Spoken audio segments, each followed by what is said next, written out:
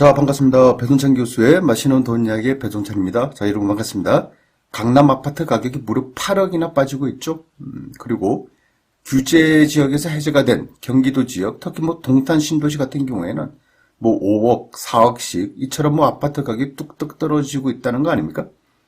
이러하니 규제 지역 해제가 돼도 추풍낙엽, 동탄의 집값의 하락세, 그래요. 동탄뿐만 아니죠. 특히 경기도 지역 아파트의 가격이 좀 심상치 않게 떨어지고 있다라고 말씀드릴 수가 있겠죠.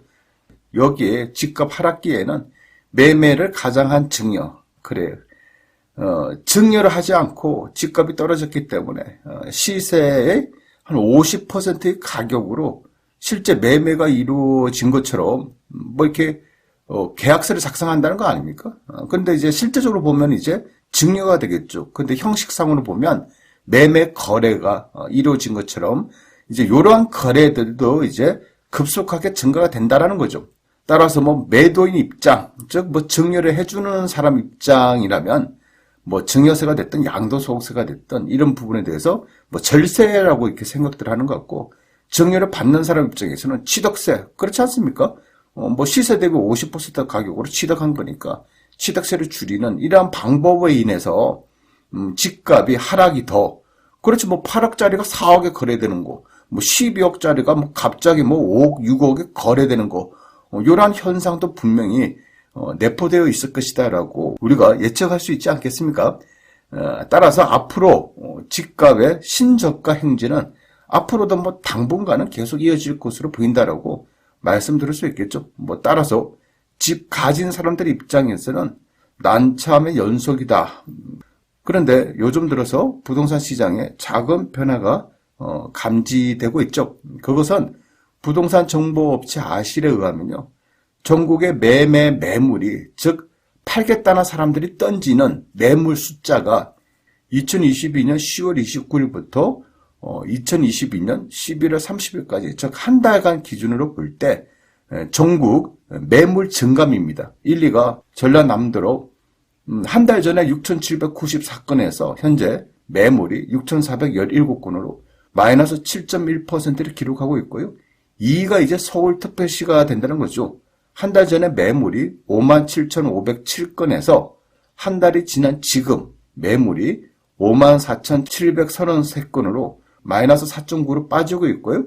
3위는 이제 경기도로 한 달 전에는 매물이 11만 8,198건에서 현재는 11만 2,759건으로 마이너스 4.7%를 이제 빠지고 있다는 겁니다. 그리고 경상남도도 마이너스 4.4, 세종시도 마이너스 4.3, 대구광역시, 대전광역시도 마이너스 3.6과 마이너스 3.5를 기록하고 있다는 겁니다. 더 이어서 8위는 충북 마이너스 3.2, 그리고 9위 부산 마이너스 3.0, 그리고 10위 인천인데 인천, 그래요. 인천도 집값 하락이 굉장했죠. 그래서 한 달 전에는 27,022건에서 이제는 26,264건으로 인천의 매물이 마이너스 2.9%를 기록하고 있다는 겁니다. 그리고 충남, 경북, 울산, 광주 순이고요. 아무튼 전국 17개 시도 중에서 14개 시도가 매물이 감소되고 있고요. 그리고 강원도, 전라북도, 제주도만 한 달 전 대비해서 매물이 증가된 것으로 나온다라고 말씀드릴 수가 있다는 겁니다. 전국 17개 중에서 14개는 매물이 줄어들고 있고 나머지 3개가 매물이 이처럼 증가되고 있다는 거예요. 이처럼 주택 가격이 하락하는 와중에 서울을 비롯한 부동산 규제 지역으로 묶인 지역의 매물 증가부 좀 더 자세히 살펴보면 현재 부동산 규제 지역으로 묶인 지역이죠. 경기도 과천 같은 경우에는 한 달 전에 478건에서 현재는 405건으로 매물이 마이너스 15.3% 그래요. 경기도 광명시 또한 한 달 전에 매물이 2,006건에서 현재는 1,705건으로 매물이 15.1%가 감소되고 있다는 거고요. 경기도 성남 수정구 같은 경우는 한 달 전에 매물이 968건에서 현재는 884건으로 마이너스 8.7%를 기록하고 있다는 거죠. 이처럼 부동산 규제 지역으로 묶인 지역들이 매물이 크게 빠지고 있다는 것인데요. 그렇다면 이처럼 집주인들이 매도하겠다는 매물이 감소되고 있는 이유는 무엇일까? 제가 보는 점에서는요, 첫 번째로 본다면 팔고자 해도 안 팔린다? 그래요. 지금 뭐 매수세가 없지 않습니까? 그래서 지금 던지면 오히려 매물 호가만 더 떨어뜨린다. 차라리 그냥 매물을 회수하자. 차라리 그냥 전세 주자. 차라리 그냥 월세 주자. 이렇게 이제 생각하는 사람들이 증가되고 있다라고 봐야 되겠죠. 그리고 두 번째로 본다면 규제지역 해제 기대, 규제지역 해제에 대한 기대감. 그래요. 서울이나 뭐 광명이나 과천이나 또 성남 수정구나, 그렇죠?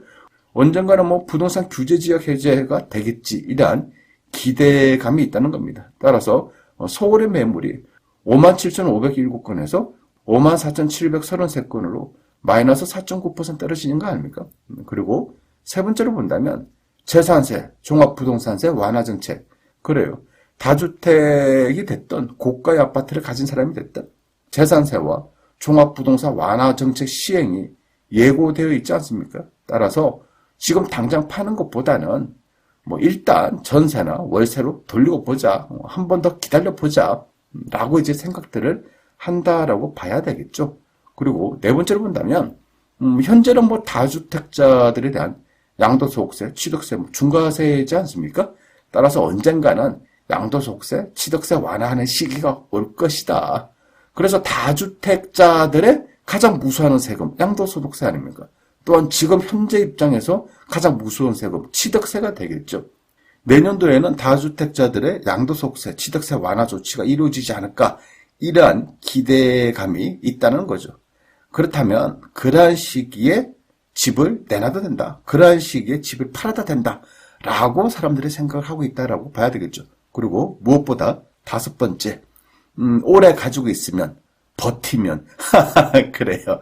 부동산은 오를 때도 있고 떨어질 때도 있는데, 떨어질 때 오히려 가지고 있으면, 뭐 시간이 좀 걸리겠지만은, 가지고 있으면 언젠가는 우상향 될 것이다.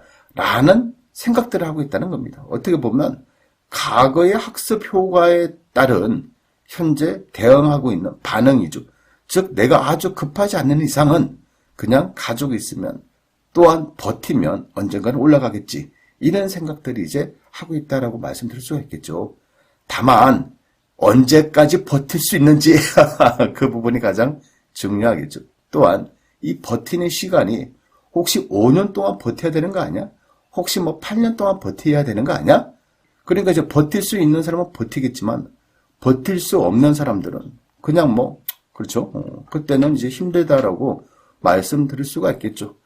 또한 뭐 조정 대상 지역, 투기 관여지구, 뭐 투기 지역 등 그러니까 뭐 규제 지역 해제에 의한 일시적인 매물 감소 현상일 수도 있다. 그렇죠. 뭐 전국적으로 뭐 조정 대상 지역 또 얼마나 많이 풀렸습니까? 그러니까 풀렸으니까 매물이 일시적으로 감소될 수 있는 효과, 그런 효과에 의해서 현재 매물 감소가 이루어지고 있지 않나라고 이렇게 볼 수도 있을 것 같아요. 따라서 규제 완화, 기대감에 의한 매물 감소는 일시적 현상이고 규제 완화가 적용된 이후에도 금리가 추가 인상이 또 이어지고 집값과 전세 가격의 하락이 이어진다면 그렇죠? 이 상태에 전세 세입자들이 전세 만기가 됐으니 전세금 반환해 주세요. 이런 요구가 증가된다면 결국 버틸 수 있는 사람은 버티겠지만 버틸 수 없을 경우에는 자금 여력이 없다면 결국 던질 수밖에 없는 그러한 현상이 다가올 수도 있다라고 말씀드릴 수 있을 것 같아요. 아무튼 뭐 아직까지는 정부의 대응 전략을 예의주시하는 단계다라고 이렇게 말씀드릴 수 있을 것 같아요. 이상까지 배종찬 교수의 맛있는 돈 이야기였습니다. 감사합니다.